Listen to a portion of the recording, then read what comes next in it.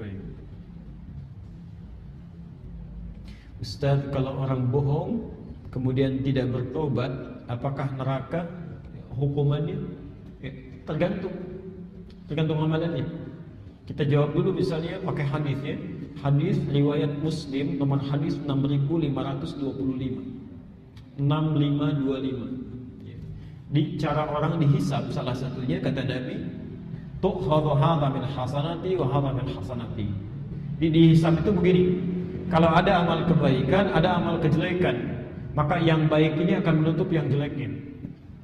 Yang baik menutup yang jeleknya. Misal, amal kejelekannya 30%, amal baiknya 50%. Misalnya, maka yang 50 akan diambil untuk menutup yang jeleknya.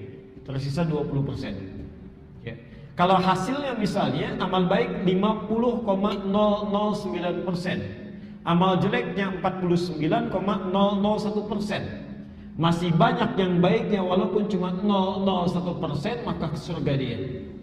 Ke surga dia. Jelas ya? Tapi kalau ditukar, amal baiknya 49,001%, amal jeleknya 50,001%, maka ke neraka dia. Di neraka. Dan di situ dihilangkan dulu yang 0,1%-nya itu. Tapi hati-hati. Memang di Al-Bukhari disebutkan orang kalau punya kadar kesalahan dicuci di neraka. Ya, nomor hadis ke-44. Setelah hilang kadar kesalahannya, kalau dia muslim beriman kepada Allah, baru dipindahkan ke surga. Tapi informasi saja, 1 hari yang di neraka itu sama dengan 1000 tahun di dunia. 1 detiknya di neraka sama dengan 48 hari di dunia. Jadi kalau masuk 1 detik saja ke neraka itu sama dengan 48 hari. Ya, siksaannya silahkan cek aja. Ya. Ada yang dicelupkan, An-Nisa ayat 56, dicelupkan hangus, diangkat sembuh lagi, celupkan hangus, angkat sembuh lagi. Sekali dicelupkan 1 detiknya sama dengan 48 hari. Ya, Insya Allah. Hati-hati. Tapi kalau misalnya mohon maaf, amal baik 50%, amal jelek 50%, kemana masuknya?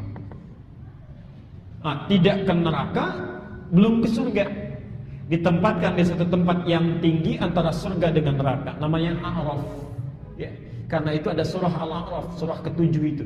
Dibuka di ayat 41 sampai ayat 49-nya.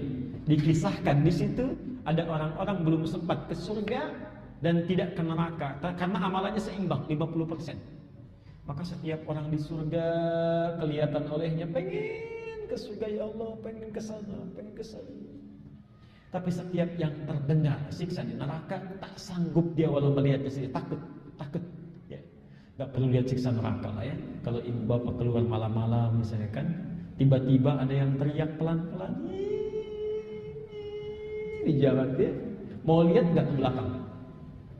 Apalagi yang teriaknya kencang, ketakutan luar biasa, tak mampu memicingkan mata itu, berharap kepada Allah, ya Allah, mohon berikan rahmatmu. Dengan rahmat Allah diambil orang itu, dimasukkan ke dalam surga.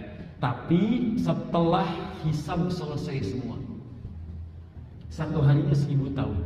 Jadi kalau hisabnya misalnya seminggu aja, misal ya, itu sama dengan 7000 tahun berada di Allah itu. Nah, jadi orang yang bohong, yang bohong, pertama kali yang dia dapatkan adalah kecelakaan saat di dunia, sebelum ke akhirat. Pasti celaka di dunia. Makanya hati-hati kalau mau bohong ya. Karena kata Qur'annya, wailul lil mukadzibin. Orang dusta pasti celaka.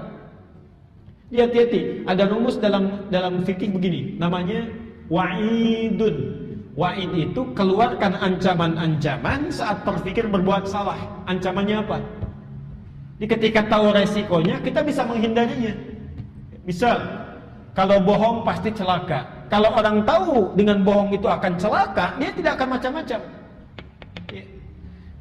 Tertulisan di minuman ini, hati-hati sianida, minum wafat. Masih diminum juga enggak? Wah, kalau diminum juga keterlaluan namanya. Ya. Ini ada keterangan di Quran, diulang-ulang, luar biasa. Wailul lil mukadzibin, bohong pasti celaka. Orang masih nekat bohong juga. Artinya ada yang salah dalam dirinya. Dia hati-hati, kalau tidak percaya silahkan saja. Ada orang bohong pasti celaka itu. Ya, minimal celaka harga dirinya. Minimal celaka kehormatannya. Minimal celaka rezekinya. Ya. Ada orang misalnya jualan, sudah banyak pelanggannya, tiba-tiba menipu. Bohong dia. Begitu bohong orang akan cerita, ini penipu, ini nggak bagus, ini jelek, misalnya ditinggalkan, rezeki berkurang, kehormatan turun dan sebagainya, celaka. Dan di akhirat yang paling celaka saat bohong itu amal baiknya diambil oleh amal jeleknya. Ya. Memang belum tentu masuk neraka, kalau masih banyak amal baiknya dia masih masuk surga. Tapi apa yang bisa menjamin amal kita cukup untuk menutupi sifat bohong yang mungkin keluar? Ya. Tandanya amal diterima itu apa? Amal yang diterima tandanya apa?